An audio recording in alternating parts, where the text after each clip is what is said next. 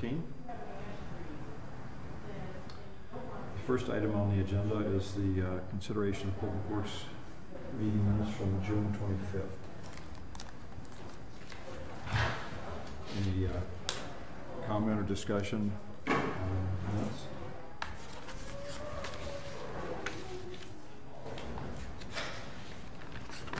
Entertain a motion to approve as written. I will This move. gets kind of awkward with two of us. Yeah. You can move over if you want, Sarah. Oh, yeah. Seems so far away.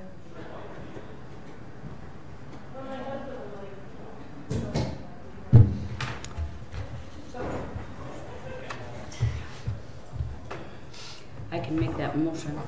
Okay. I wasn't at the meeting, so I can't really Oh. testify to the minutes, but I don't know how that works. Yeah, I don't either. You're okay. What's that? Because we're such a small committee, that happens all the time. Okay. Moved and seconded to approve the minutes as written. All in favor? Aye. Would everyone be amenable? Would you like us to move your piece up? Sure. And then you can decide whether you want to stay for the rest of the meeting or not. All right. Come on up. Tell us about the Urban Forestry Board. Number 6. I'm Ken Holman, the chairman of the Urban Forestry Board.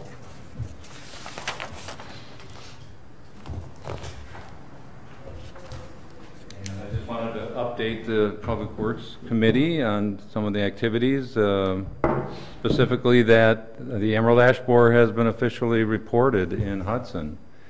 And so after 8 years of planning and preparation, the little guy's here, and we will be instituting several steps to keep the public informed. What I brought was a little handout of the organization of the web page. I gave it one. Thank you. And this is the first thing that we wanted to do to prepare for referring people to the web is to get that information better organized. And so what you see on one side of this is the page that is titled Emerald Ash Borer in Hudson. So besides a little introduction and a link to a very nice 30-second video that describes the life cycle of the insect, we have 4 publications that have been posted that we're highlighting that are important information for residents. The identification of an ash tree, most important. And then on the back of this little handout is the second bullet, the homeowner's decision guide to Emerald Ash Borer, just giving them the simple set of questions that they need to ask about whether they have an ash tree, if they want to keep it or not, and what their options are. And then the last two are more refined information about is my ash tree worth treating for Emerald Ash Borer, and finally protecting your tree from EAB, and that gets into specifics about the insecticide treatments that can be done by homeowners or by professionals. So it's this homeowner's decision guide that we wanted to highlight the most, because that's what people need to understand their options. The Urban Forestry Board meets on September 15th or August 15th, and we'll be getting into more steps to prepare the public for this. But the best thing we can do right now is have the good information on the web that both Deb and Amanda can refer people to, and we hope that the Public Works Committee and the Council will help support us in getting the word out. So I'm also ready to answer any other questions.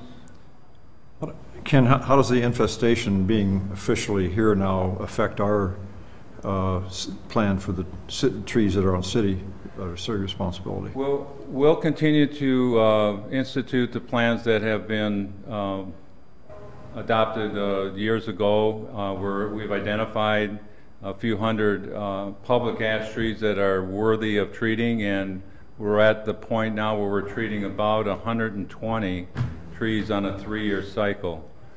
So about 40 or so every year, and J.J. Barnes does that. He's just beginning to do that right now this week, and those are selected based on some of the criteria that is spelled out in that one publication, Is My Tree Worthy of Selection? So I think that we've already gotten a question from the public about why not treat this ash tree, and we need to be able to communicate the criteria that we use to select those trees for treatment. So besides that, we've been working with the village of North Hudson and other surrounding communities to begin discussions about how we can share technologies like the gravel bed system. We can benefit from organizing, coordinating on the siting of debris, processing, looking for opportunities to market some of the wood. And there's a lot of assistance, a lot of work going on in Wisconsin by an organization called Wisconsin Urban Wood. And they are identifying new markets for this wood so that homeowners as well as the city can retrieve some of the costs of processing this wood by selling the marketable, the merchantable wood, besides just chipping it up and sending it over to District Energy for burning. So we'll have much more to talk about. We do have, based on the 2010 inventory of public trees, a EAB readiness plan, and that's what we're putting into action. So we'll have more to say to the Public Works Committee and Council about our plans to implement, and some budgetary needs as well, but we'll keep the committee and the council well informed. Okay. How much does it cost to treat? Do you know? Yeah, well, it varies, but I would say, you know, the average cost to a homeowner is going to be in the neighborhood of $8 to $10 per diameter inch. So most trees are not any that are treated are not any smaller than 15 or 16 inches in diameter. But if and the city, of course, has got JJ and trained to administer the insecticide. It's done systemically in the tree, and so our costs are more in the neighborhood of $3 or $4 per diameter inch. One of the things that we will consider is if a vendor that does these treatments is willing to give the city residents a price, we can offer that to the public, but that's yet to be discussed. But that's typically what's done in some of the cities that have been dealing with this for a while. Okay, cool, thanks. How many public ash trees do we quote unquote? Back in 2010, there were approximately 1,400 identified, Jim, and of those, we have now removed a little over 200. Again, we're treating around 120, and we are now working. Actually, we got a communique from Excel Energy. They are offering to remove trees, no charge, that are interfering with their wires. So Gail Przinski on the Public Works crew has been working with them, and they've identified 22 trees, public trees, but they've also identified some private trees. So this is an opportunity to get some removals done at the expense of the utility. And we'll be looking to expand that partnership with the utility because they are an important stakeholder in this battle. We feel very confident that with the measures that we've already instituted and the gravel bed system for producing healthy young trees, that we can stretch these costs out over the next 20 to 30 years and have this be a more gradual transition, and not have, because the bug, after it kills a tree, it dries out real quickly and becomes brittle and dangerous to any arborist or tree climber that would go into it, and many will just refuse to. Many companies will refuse to take those trees down that are dead. So much more to learn, but The page on Emerald Ash Borer has the basics that the residents need, and I have a PowerPoint presentation put together that I can deliver to this group or the council at any time. Yeah, are you planning on finding other public or other venues, just people's meetings and? Right. We've been in touch with the Extension Service, and we have, over the past few years, conducted 2 public information sessions, and we'll organize another one for this fall. We'll be talking about that at the Urban Forestry Board meeting. People are probably going to get a lot more interested now. They will be very interested. I would add that along with the find in Hudson, right off of Carmichael and Crestview, there's another one that was found off of, I think it's Larkin Lane, just east of the state park by about half a mile. So that's to be expected. A lot of firewood comes in there. And a lot of firewood is transported along Interstate 94. Very typical for a new find to be in conjunction with an interstate. So, okay. Actually, one of the other things that we'll be doing is, in my working with Deb and Amanda, is as questions come in, we'll post answers to the most frequently asked questions, so that they aren't overwhelmed with calls. So. Great. One last note, I picked up, Kelly Frank put a nice little hanger on our plaque for the Innovation Award for our Tree Treks project. And Yeah. so Debbie and I will be posting that somewhere in City Hall. Real proud of that. Absolutely. And the kids, by the way, we're developing a new track over in the Historic District with the 3 elementary schools. And we just had a session, John Mueller and I, installing some of those posts. And those kids are really excited about having a school forest right in the neighborhood. So much more to talk about that, but it's another method of making people aware of the choices they have, the selection, the variety that we have of trees available. So that's all I need to say, unless there's any questions. Oh, that's good. Thank you. You're welcome. Thanks, Ken. It's good that we're on top of this. Yeah, no, we're way ahead of it. All right, item 2, discussion of possible action on the Cooley Road retaining wall, letter of engagement. Have copies? Did you get a copy? I did not. Do you have an extra set of?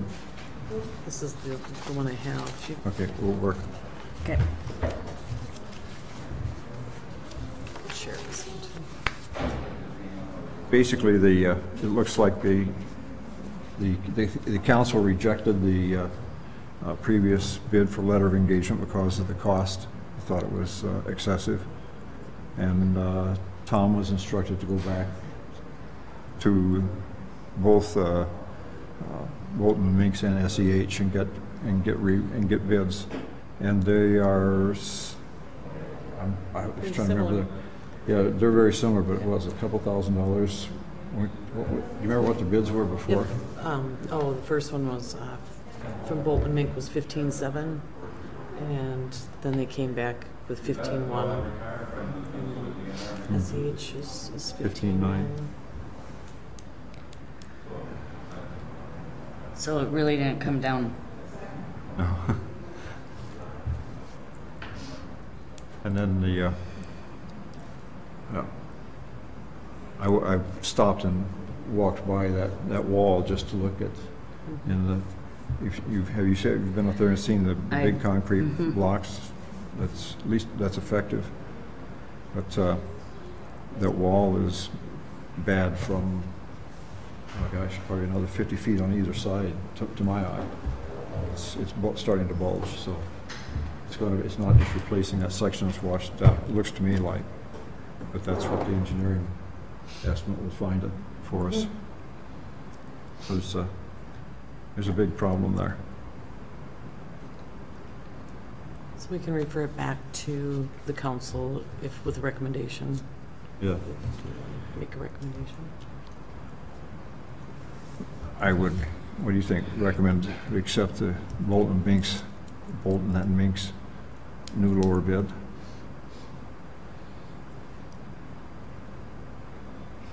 Well, I'm kind of a believer of if something's broken, we need to fix it.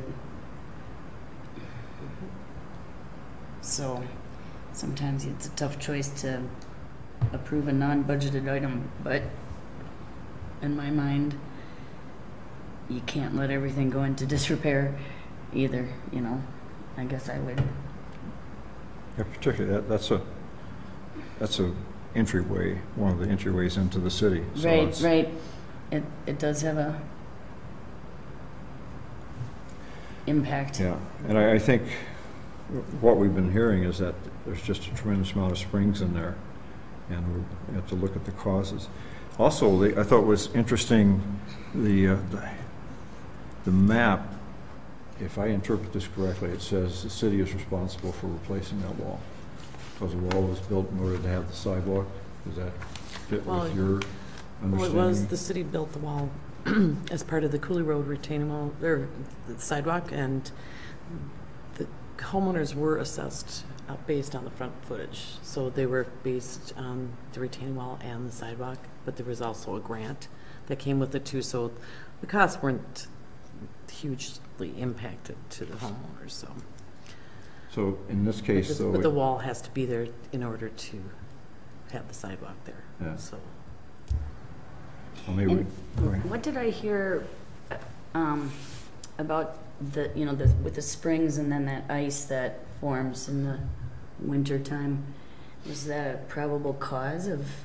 yeah, if you look at the probable causes, it does, you know, if you read on this is the probable cause from the engineer is let's see, well, it's located, of course, on a very steep slope. At the top of the slope is Third Street Hill. Multiple groundwater springs discharge to the surface above the wall. Based on preliminary observations made at the site, the wall failure appears to be due to two causes. One is the concrete block deterioration due to freeze and thaw action, and number two would be overturning due to slope slumping or inadequate wall reinforcement. So they're basing it on age and deterioration, and then of course the springs. So, and I know they've met on site and they've talked about some different designs that they'd like to, you know, divert the water down, Yeah, so it would come under the sidewalk. Yeah. I think that's why the engineering costs are Mm-hmm. are higher on this project. It's just not putting Yes. a wall in. It's a lot of infrastructure that has to be Mm-hmm. dealt with. Well, I would recommend that we would take that bid then and accept it. I'll second that. It's moved and seconded that we accept the Bolton Mink bid and move this to the council for approval and funding source. All in favor? Mm-hmm. Aye. Aye. Okay. Thank you.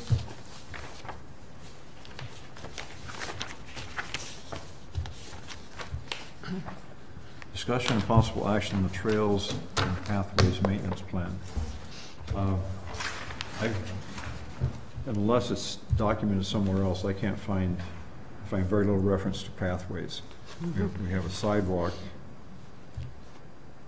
discussion, but so are you aware, is there a written Reading system? no, written system for sidewalks in terms of sidewalk maintenance? Yeah, there is actually. I just provided what I could find to our planner, our city planner, Tiffany. And I know she's working on, you know, trying to assess all the sidewalks. But we have an inspector every year that goes out and assesses them, and it becomes part of our replacement program. That's how we rate them. As far as the trail system, we don't really have a rating for trails, but we have included them in our street maintenance, you know, improvements over the years. And we suggested possibly using our Paisley rating system, because this kind of for streets, so it could be used similar to trails. So Tiffany also has this as well. So I believe she's coming up with some sort of a plan. The reason I asked that this be on the agenda is that we lost the trail on Hagan Street because we did not maintain it. Mm-hmm. And we went to maintain it this year, and they said, too late. You know, Right. tear it up. for $100,000. Right. So I think we could have done a lot of trail maintenance for that cost. Right, right. So we don't, and this will probably be discussion we have, well, I guess, hey, the announcement is we have a new director of Parks and Public Works, and that is Michael Rose from New Richmond? New Richmond. Right, yeah. And he lives in Somerset, and will be starting on August 13th. Oh, nice. But, So there will be a little overlap. so this will be something that I would yeah, look to him to help us get guidance on it. And as well as the Bike Ped Committee is looking at trail maintenance and where they are and what kind of shape they're in, and perhaps come up with a rating system, and maybe the appraiser system or a takeoff on that certainly looks possible. Yep. Yeah, and I think that it should be a separate maintenance plan from the street maintenance, because obviously the streets are going to, based on the ratings, they're going to probably have higher priority than a trail would be, and because it takes some different equipment to go in and do that on trails. So you're saying we need a budget, a special line item for budget like we have for sidewalks in our. So I think plan. I did add that on. I thought I added it on here. Let's see. This is our 10-year. Okay, I plan. need to become familiar. Yep. Yeah.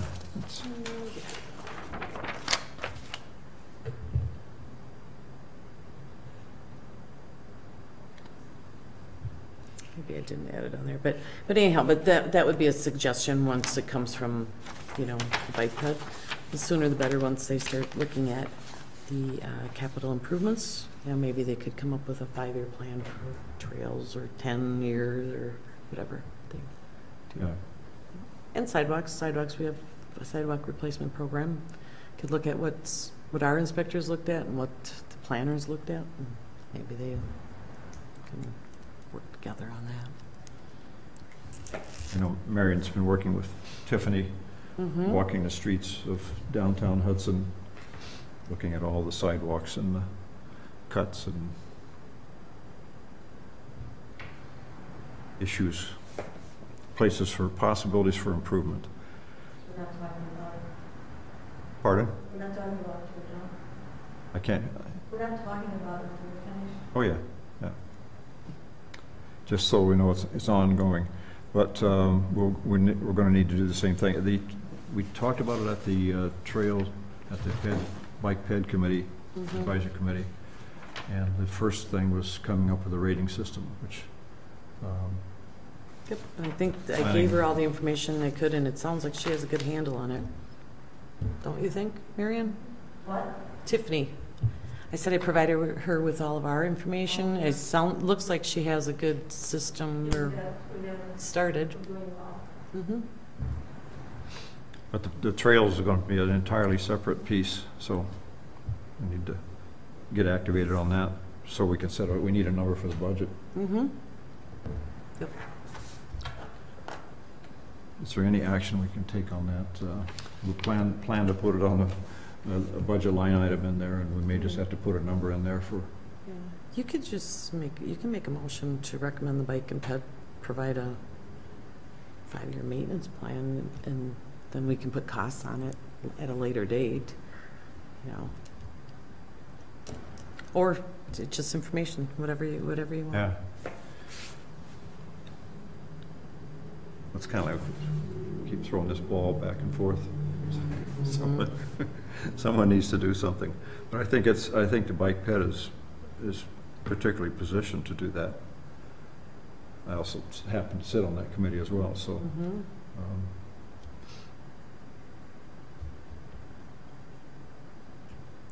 Well, I mean, What's your, Bike Ped, can they make recommendations to council? Oh, yeah. Then they could just recommend the dollar amount, that you want allocated every year, or for, once you get the priorities of this. Can I say something? It's like that there are going to be different budgets that we were pulling from. Some was public safety, some was public works. So This would, I would say this would be probably capital improvements request, because Hagan Street alone is, we already know pretty much what the cost of that's going to be, 150,000, so that can't be included. Well, you could include it in operating, but it wouldn't happen. Capital. I would say if you want to say 200,000 for next, you could do 200,000 for every year you can ask, but it's up to the council to decide what they're going to give you.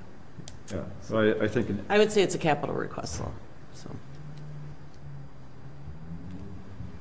so I think what we're looking for is to either the bike ped committee to do this, or working with us to do an inventory of the trails and make recommendations. We need to get into using this as the PACER system as a start. Just give us relative condition of trails. Right. I thought that was an assignment that was created at our meeting last time, was to evaluate the trails. The only thing that I think was that set, as I remember, and I don't have the minutes, but the only thing with action was that they're going to create the rating system. Now we're asking for a budget number.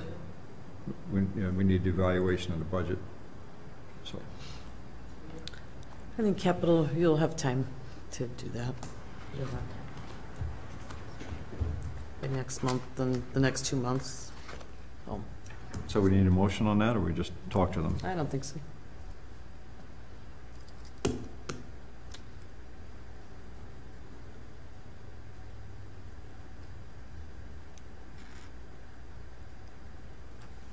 Talk to Mike and ask him to see how that fits in with their agenda. Mm-hmm. Okay, item 3, discuss, and We're on 4. item 4, thank you. The Public Works Committee meeting schedule. It's, depending on where you look, we have different meetings proposed. We've been meeting primarily on the 4th Tuesdays for the last 2 years that I remember. And the question is, how is that going to fit with basically the five of us, Michael, and Paul, you and I, and Deb. What fits with you? That 4th Tuesday should work. I mean, that's kind of where we always have been, the 4th, for a long time. And otherwise, we went to the second. We used to, years back, it was always the second Monday of the month. Second, so it'd be the first Monday before the council meeting. So, right now, the Plan Commission meets on the 1st and 3rd Tuesdays. Park Board meets the 1st Tuesday. Safety meets the Thursday following the first council meeting. And the Bike Ped meets the second Monday, and Cable TV meets the 4th Tuesday. So we would have somewhat of conflict with cable, but we could meet at 5:30, or, you know, that's what we always do. I guess that's the other piece is what's a workable time for you, as you have a. Does 5:30 work? Mm-hmm. Is that a good? Not later? Or? No. Okay. So I'm going to say Sarah works 5:30 on the 4th Tuesday. And you can check with Paul. And there's going to be obviously times that some people can't make it, and then we can either reschedule or we just postpone it. So. We also need to reach out to Michael, and because he's certainly going to be critical to the meetings. Yeah, just tell him that's where he's going to be. Right? Yeah. It's like he knows he has meetings to go to. But we'll check with him. Item 5, set date for Public Works Facility Tour. Tom had said Mondays and Wednesdays work well for him. The thought that Deb passed on is that should this be something, should we incorporate, bring Michael into it, Michael Morose into it immediately? I'm sure he'll have his own tour with Tom and Kevin and the guys. But That first week, I'm sure he's going to be, around for Yeah. the facility. but that seems okay to me. It's a good way just to connect with him a little bit. and Start seeing the same things. Since you and Paul really probably haven't seen most of the facilities. I've only seen maybe half of them, and none in detail. Right. So the week of the 13th, how does that look for? That's his first week, and I don't know that that's going to work. I really don't. I mean, I really don't think it's going to work. Just because he's going to be so. Yeah, he's going to be new, and then Tom's going to be, Tom's really on vacation. right. And I know he's coming in for a get-together with his staff on the 15th. So, I mean, unless you do the 17th, I guess. See if And then Tom- the other question is daytime or evening. I kind of prefer it to be during the working. Yeah, because I want to see the people that See are. what's happening. What's happening. Yeah. Mhm. Yeah. Well, Okay. you could do, what about the 27th of August on a Monday? Of August, Daytime. we're gone. The 27th? Okay. He's-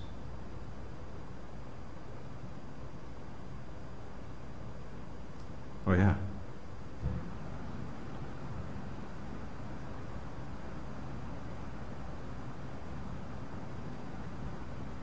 So the 28th, the 29th, 29th? You back on the 29th? that's Tom's party in the afternoon. Oh, yeah. Yeah, I don't think he's going to want to do it that day. I mean, I wouldn't think he would want to do it that day, but you Yeah. can ask him. I wouldn't want to. Or why don't we give him the week of the 28th through the, What about the 5th, September 5th? Wednesday. Oh, it's really getting out there. Serious. yeah. I hate putting it out I there do because too. we really need to, this needs to start to become part of the budget discussion. We need a plan, start to think about a plan for that. Now, Michael will certainly be involved in that, so that that will probably slow things down a little bit. He's going to develop his own plan. Tom already has the plan in mind. But so Michael. Well, that'll will be- give him some time to, that'll give him a couple of weeks for the operations, to see how the operations are, how they operate. And, I mean, he's here a week, he's gone a week, he's back a week. Tom? Mike. Mike, yeah. So he starts The 13th. the 13th, and then Yep, he's and gone then he's the out the 20th. 20th, and then he'll be back the 27th for And then that's Tom's last week. Tom's last week is right after Labor Day, so the 4th, 5th, 6th, 7th. Tom should be around.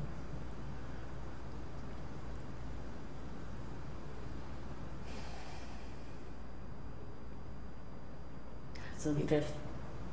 I think the 5th might be the only possible good day. It would have to be in the afternoon for me. Okay. So let's tentatively say the 5th and come up with a time. I have a thing until 1. Okay. Okay, so 1:30? 1:30. Okay, so let's tentatively say 1:30 on the 5th. Okay. And that will be of, September 5th. Yeah, September 5th. and where will we be meeting? We're Well, going to do a tour of, we're going to start at the City Garage. I mean, I have to post it as a meeting, so okay. we can come here if you want, and then we can leave, or we can just go up there and just, To the city garage. Usually, a lot of times when we do that, we usually start here and then we, adjourn and then reconvene because it has to Be a be. good idea, and Tom can say, here's where we're going, here's the Yep. pathway we're going to follow. Okay. Okay, Now, we'll start here. I know it's going to be a public meeting, but I would, and I know there are even some council people that have asked to be involved. I personally would rather it was just our team, just to be able to keep focused, but I can't control that. Right. So can't control that. So, okay, and we already had the update. Okay.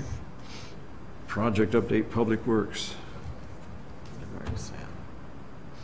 Just Hanley Hanley looks like Rose. it's pretty, almost done or done. Yep.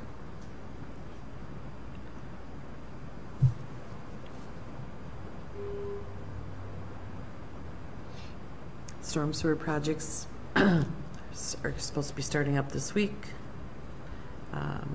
They had the pre-construction meeting on Monday.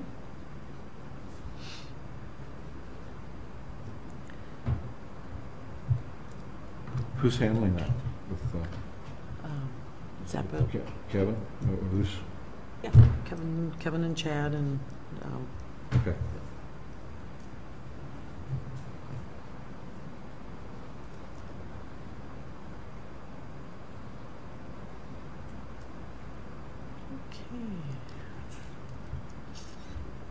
Item 8, I would suggest that we postpone that until we have everybody here, all the parties, so we can maybe spend a whole meeting on this, because it's really quite a lot. There's a lot of history here as to why things are Are the here. way they are. This Yeah. is just a good thing to keep track of everything for staff. So as, like, if we do trail maintenance, that would get added on here Mhm. somewhere along the way, and then we could put some monies in here. It's just, Should we put that in as a line item at this point, yeah, I can. and I think so. just leave it, Yep. so Yep, I so can. we'll remember to do Yep. something Yep, with I it? can. Hey, smart. Here, Sarah, do you want one of these big ones? Yes, I do. Thank you. Okay, items for future agenda. I just listed some of them so they wouldn't get lost again. Snow removal and storage operations, of course, that's going to be an issue this winter. We've been talking about some different locations of where we can store the snow. Right now, it'll probably be at Grandview Park, but as our new director comes on board, he'll be working with Kevin and some of the other crew to talk about some of the options. Were you here when they discussed that last option Yeah. in the business park? Yes. Okay, so that was a little bit cost prohibitive, so that comes into play about Public Works future facilities.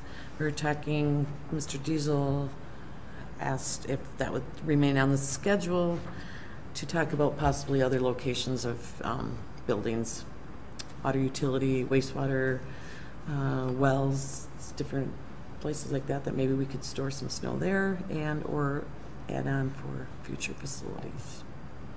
I think, what I remember, he was more interested in looking at the facilities as opposed to snow storage, so that For really equipment. doesn't address his thoughts didn't address storage at all.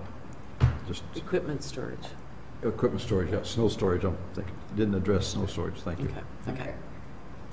And then the Public Works capital equipment requests, Kevin Soltis, supervisor of Public Works, he usually presents that. He'll, again, be working with the new director on where we're at with that and present that. We usually cover it in a 5-year plan, so now we'll just be moving everything forward. And maybe he'll see some different things. And then the MS4 permitting requirements, we'll be continuously working on that. And for the annual report. I think MS4, we probably need, with 3 brand new people, we need to have a review of that again. Mm-hmm. That last review was excellent, but Yep. now I'm the only one that saw it, so, and you. Mm-hmm. MS4 basically what that, I just know it has to do with the storm sewers, right? yeah. Yeah, and the size of the pipes. Yeah, well, because of who we are, we reach a certain size and all, we come under new guidelines for stormwater treatment, and expensive.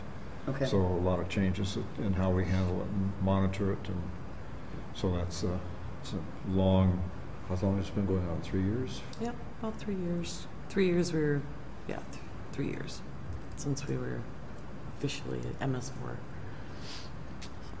I can send you some information on that too. It talks about the guidelines, the requirements, and it's more of the city determining at what level we want to be at. I mean, we have to comply with the permitting, you know, to reduce the phosphorus going into the river, but yeah, it just says different levels. You can be at a really high level, or you can just be maintaining, or you can, you know, just keep plugging along.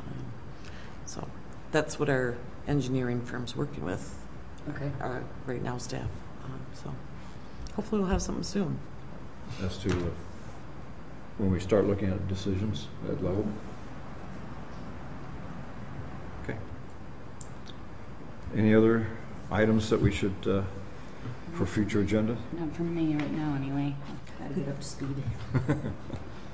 What's going on?